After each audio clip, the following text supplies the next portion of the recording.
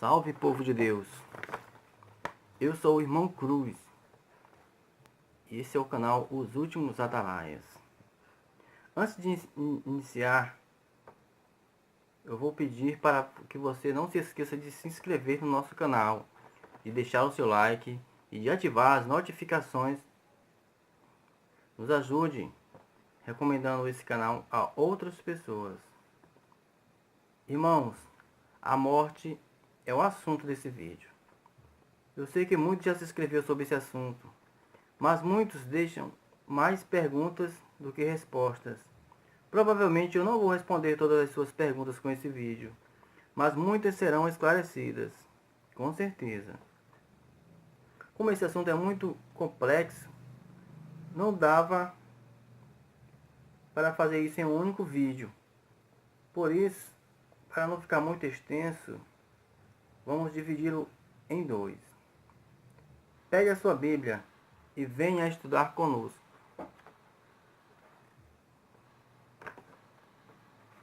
Há muito que Deus colocou no meu coração para escrever sobre essa passagem.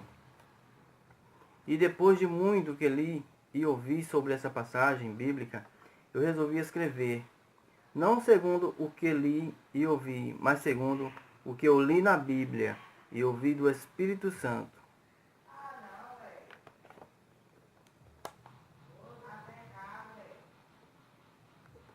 É bem verdade que Jesus usou essa história para falar da avareza e sua consequência, mas ela também fala de esperança e recompensa, galardão. Amém, irmãos? Vamos começar aí lendo a parábola do rico e Lázaro. Ora, havia um homem rico, vestia-se de púrpura e de linho finíssimo, e vivia todos os dias regalada e esplendidamente. Havia também um certo mendigo chamado Lázaro, que jazia cheio de chagas à porta daquele, e desejava saciar-se com as migalhas da mesa do rico, que caíam na mesa do rico. Os próprios cães vinham lamber-lhe as chagas. E aconteceu que o mendigo morreu, e foi levado pelos anjos para o seio de Abraão. Morreu também o rico, e foi sepultado. E no inferno ergueu os olhos, estando em tormentos, e viu ao longe Abraão e Lázaro no seu seio.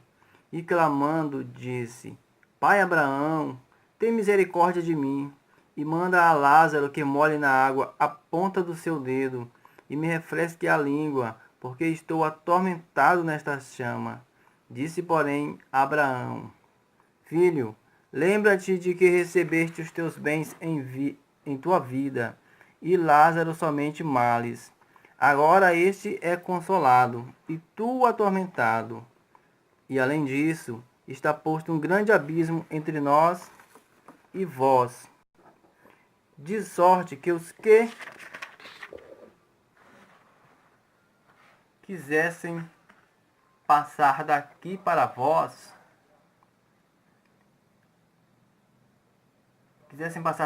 não poderiam, nem tampouco os de lá passar para cá.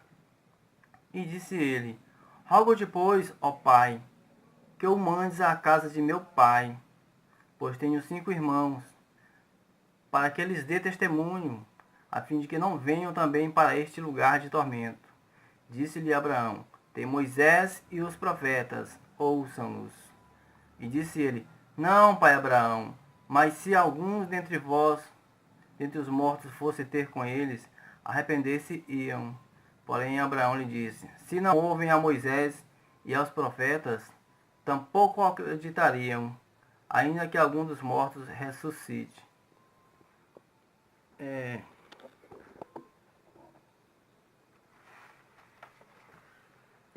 Essa história também, irmãos, é riquíssima em informação. Porque o que ela nos relata, ninguém poderia nos relatar, senão aquele que conhece todas as nossas histórias. Você pode conferir isso lá em Mateus 13:35. Muito se especula sobre o que acontece depois da morte. E isso sempre foi assunto em todas as culturas, em todos os tempos. No século XV, Roma enviou um homem chamado Tetzel para comercializar indulgências na Alemanha. Tetzel garantia aos seus ouvintes que as indulgências tinham também poder para salvar os mortos. No mesmo instante em que o dinheiro fazia o barulho no fundo de sua caixa, a alma beneficiada escapava do purgatório e entrava no céu. Essa é apenas uma das muitas heresias e crendices que criaram em torno desse assunto. Eclesiastes 9, do 5 ao 6. Vamos ver, irmãos. O sábio Salomão, certa vez, escreveu: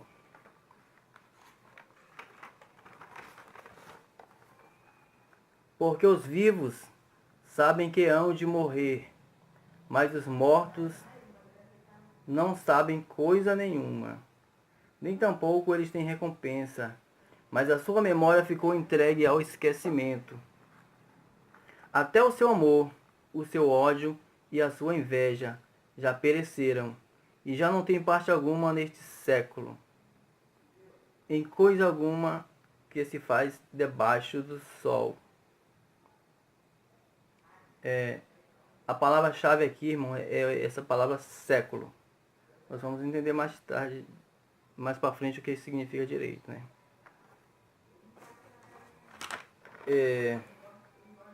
Alguns teólogos não acreditam na existência do inferno. Eles usam essa passagem como pano de fundo para justificar a sua posição, que a morte é o fim de tudo, e pronto. Pois isso é basicamente o que Salomão está falando aqui.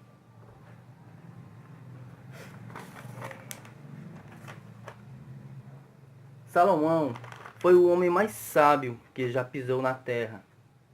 É bem verdade que Deus lhe adornou de sabedoria. Mas como Deus conhece o coração do homem, a sua sabedoria também foi limitada, como a de todos os seres humanos. Salomão falou com relação a este século, como nós vimos lá na frente, né? Com este século, né? Com este plano que nós vivemos aqui na Terra, né? Pois quando morremos, todos os nossos projetos se findam. Outros podem dar continuidade, mas os que morrem, não. Esse conceito de morte que Salomão falou era tudo o que tínhamos, até os dias de Jesus. Porque este é maior que Salomão, em majestade e em sabedoria. Você também pode conferir isso lá em Mateus, capítulo 12, versículo 42. E quando Jesus falou do céu e do inferno, ele falou do que lhe era comum. Escritores como Alejandro Bulhon usam a mesma prática que Jesus usou nessa história para evangelizar. Muitas vezes eles usam uma história ou uma experiência de vida para ilustrar as verdades divinas. Mas eles próprios não querem aceitar que Jesus estava falando do que ele conhecia. Ele não estava inventando uma história, nem contando o que lhe falaram, ou o que ele viu na TV ou internet, né?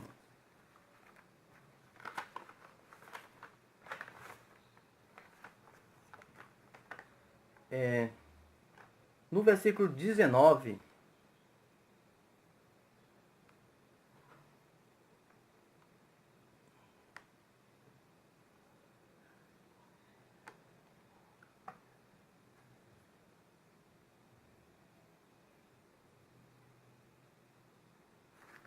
vou voltar aqui, irmãos. No versículo 19, havia um homem rico. Veja que Jesus não está falando imagine ou suponha, mas ele está usando o verbo, indicando algo que aconteceu. No versículo 20 ao 21, ele nos conta que o mendigo jazia cheio de chagas na porta do rico senhor, e que desejava comer as migalhas que caíam da mesa do rico.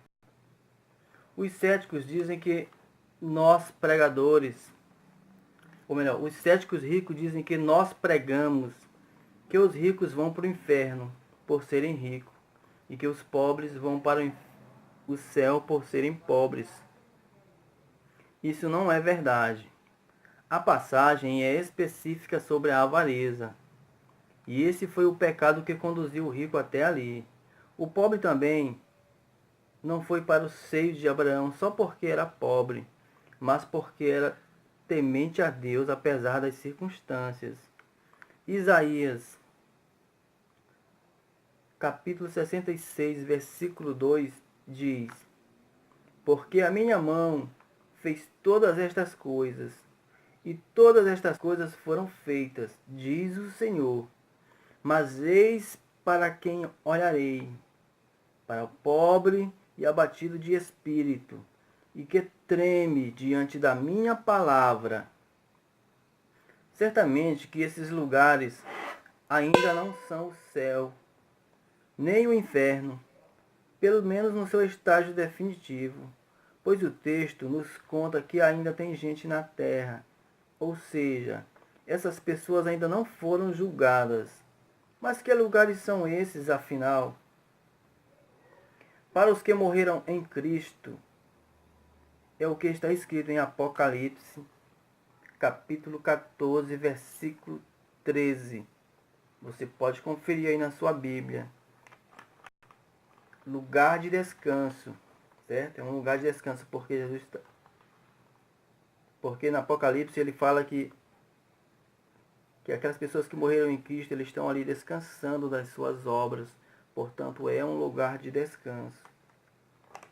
Mas e os que morreram sem Cristo?